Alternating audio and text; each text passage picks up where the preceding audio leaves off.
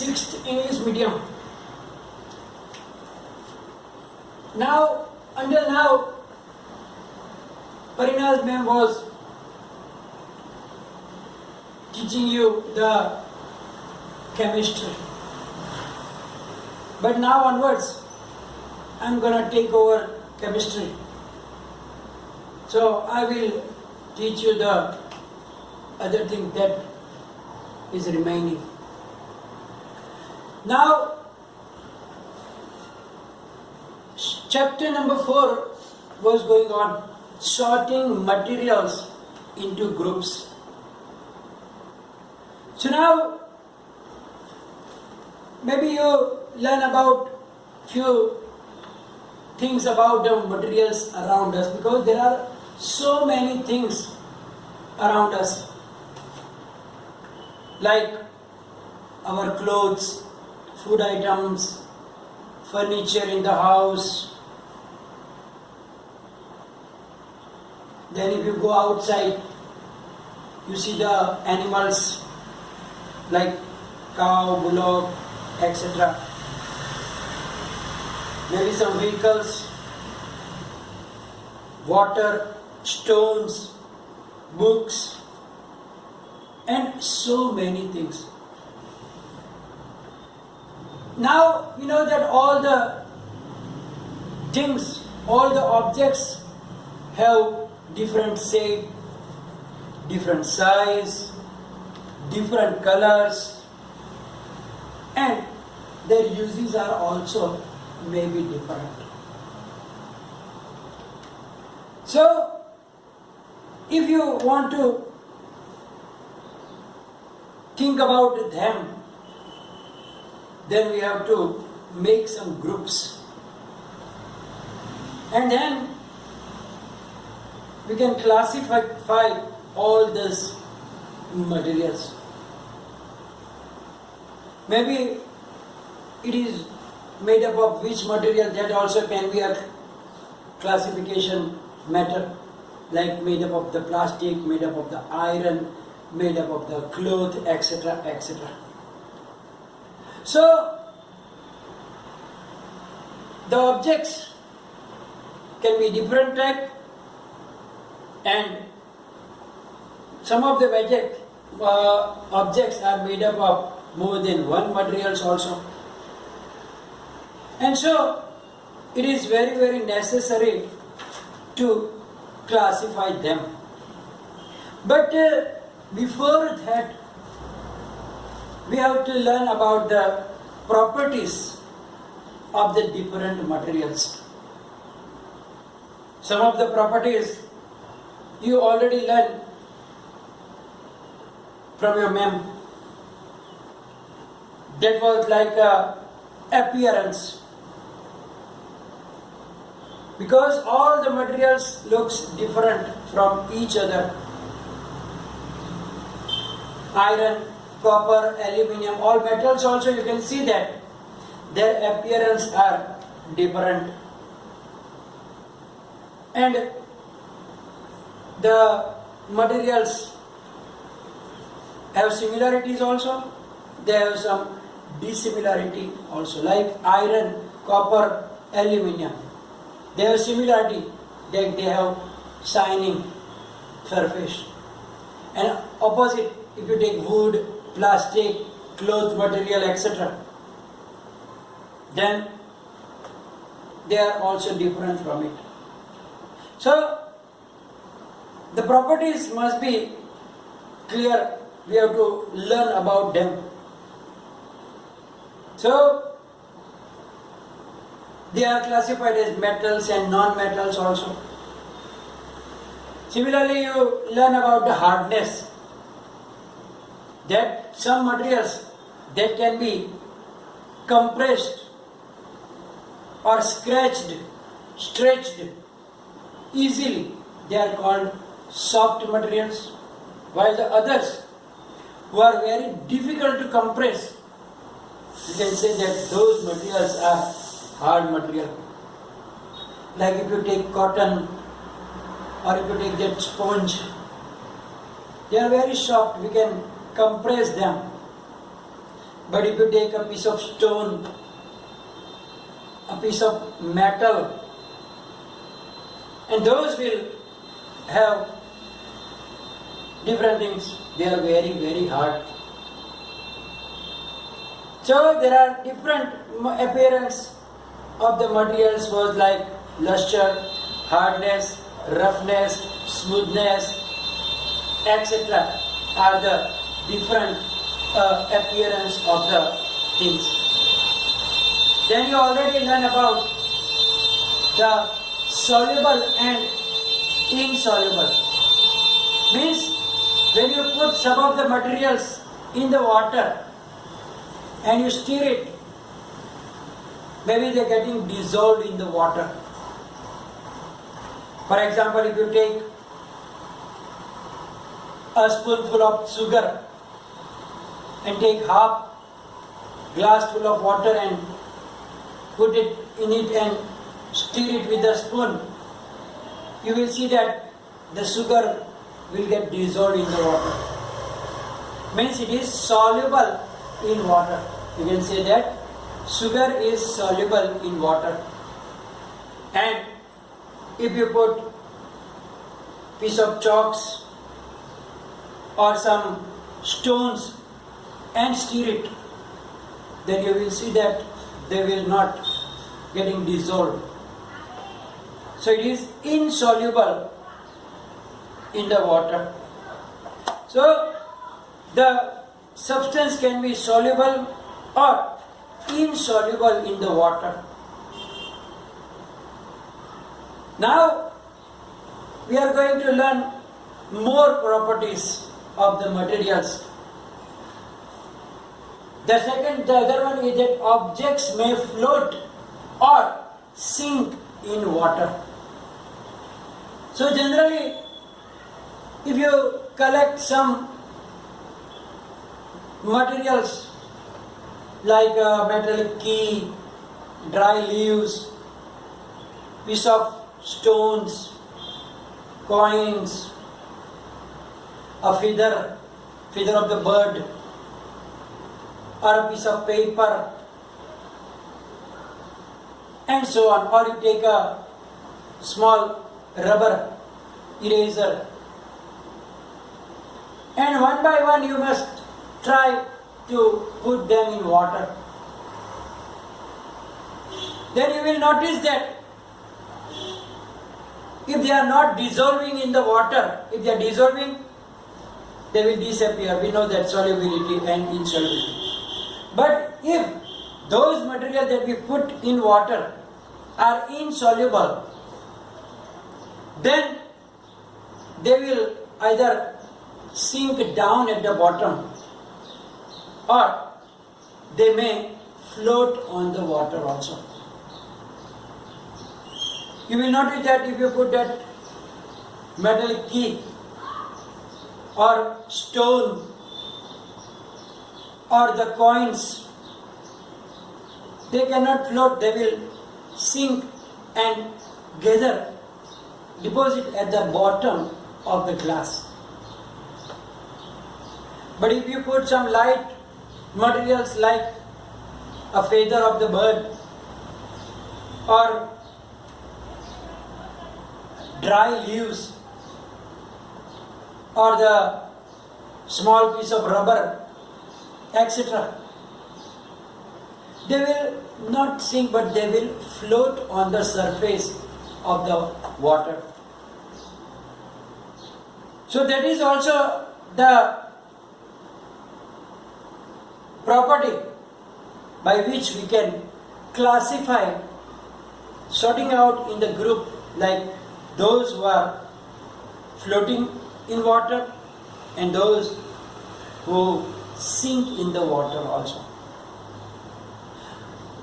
Sometimes what happens, two liquids also cannot get mixed with each other. Some of them are getting mixed. Suppose you put lemon juice in the water, they will get mixed. You will not be able to see the separate, that this is the lemon juice, this is the water. They will be mixed in each other. But some of the materials, some of the liquid materials, they do not get mixed with each other. For example, if you mix water and oil, then what happens? They do not get mixed with each other. They will make different layers. You will notice that oil will be floating on the surface of the water, and thus the water will be at the bottom. It means that the oil is floating on the water. It does not sink in water. So, you can find so many things around you in which you will see that, you will notice that either they will sink in the water, or they will float on the surface of the water. So you can take different materials, you can take different food items also, like some grains, few drops of honey, put it in the water and check if it is floating or sinking at the bottom, so on. So thus we can sorting out according to the floating or sinking in the water. You can check in the other liquids also. Doesn't matter it is only in the liquid or water. Some materials can sink in one material and they can float in other material also. It depends on the type of material and the other thing which is known as density, but about that you will learn in higher standards, that why they float or why they sink in the water. About that you will learn in some higher standards. Just now you have to only remember that few things can float and the other few things can sink in the water. So that is the property of the objects, materials, that either float or they may sink in the water. Then the other thing is the transparency. Transparency means ability to pass the light or ability to see through the materials. In around us we can find three types of materials on the basis of the transparency. There are three types of objects: transparent materials, translucent materials, and opaque materials. If you take a plain glass and if you want to see other objects through it, you will be able to see clearly. For example, the spectacles, glasses that I am wearing now, I can see through these glasses very clearly. It means that this material, glass, is a transparent material. Actually, we are living in a transparent material around us. That is the air. You cannot see the air. It is completely transparent. So we can see through each other or everything around us in the air. It means it is also a transparent material. If you are standing on the bank of the river and if the water is very, very clean, you can see the bottom things, maybe the sand or some other particles there. You will be able to see that. So very clean water is also a transparent material. Some plastics, not all the plastics, but some of the plastics are also, sometimes we book cover, some other plastic materials which are very, very transparent material. So some type of plastics, glass and air, they are the transparent. So what is actually transparent? Look there. The materials through which things can be seen clearly and light can pass through them are said to be transparent. So light also can pass through them and we can see through them very clearly. So those materials are known as transparent materials. Then the second is translucent material. For that you can do one thing. Take a piece of paper of your notebook, and if your hair is oily, just rub for a while the piece of paper on your hair and then try to see through that paper. Then you will be able to see through it, but not very clearly. Similarly, if you buy the butter paper or that paper, tracing paper which is used in the drawing also, and some other type of plastic materials also, if you try to look through them, you will be able to see that materials, but not very clearly, and they are known as translucent materials. So the material through which objects can be seen but not clearly, and light can pass partially, not the completely light will pass through them, but partially, only a few amount of the rays. So that type of materials are known as translucent material. So that oily paper, butter paper, or the tracing paper, and some types of plastic are such that we cannot see through them very clearly. We can see but not very clearly. And light also passes partially from them. Then the last one are the opaque substances. Opaque substances are such that we cannot see through them. Not at all, nothing. And the light also cannot pass through them. For example, if I am holding this book, I can't see through it. We can't see through the wall, what is going on the other side of the wall. Wood materials, our floor, tiles, etc. Here we cannot see the materials through it. So the materials through which we are not able to see, or light cannot pass through them, are called opaque substances. And I gave you the examples already. Wood, bricks, metals, and the other some plastics through which we make the chair, table, etc. Those type of plastics. Those all materials are opaque materials. So here you see that we learn the different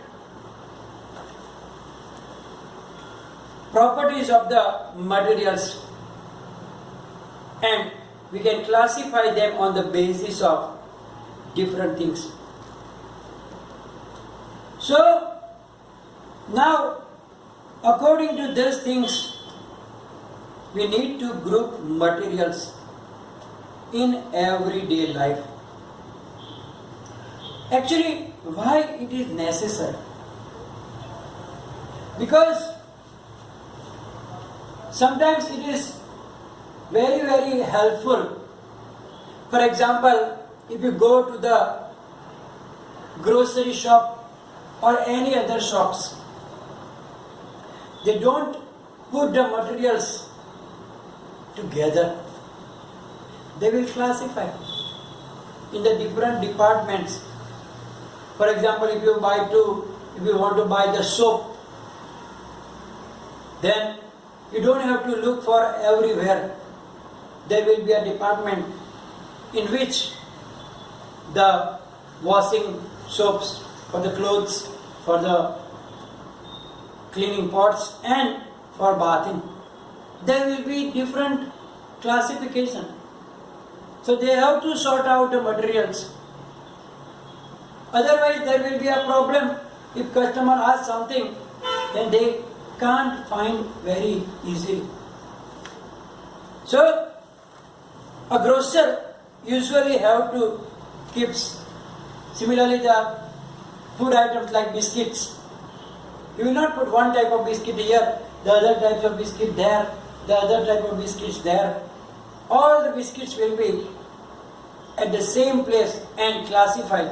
That is the Parle-G biscuit or the Monaco biscuit or the Oreo biscuit, etc. Then for the customer and for the grocer, both of them, it will be easier to find out the thing which is required. And sometimes it is convenient for the study of the properties also. And about this, you will learn more in the higher standards, that why this classification is very, very necessary. Because some properties will be such that it is required to classify them. But that is, you will learn in the future higher standards. So until now only we have to learn about this main properties through which we can classify. And that's going the end of the chapter and end of today's session also. It will be followed by the PDF file. Write down in the notebook, and if any query, write down in the comment section. Thank you very much.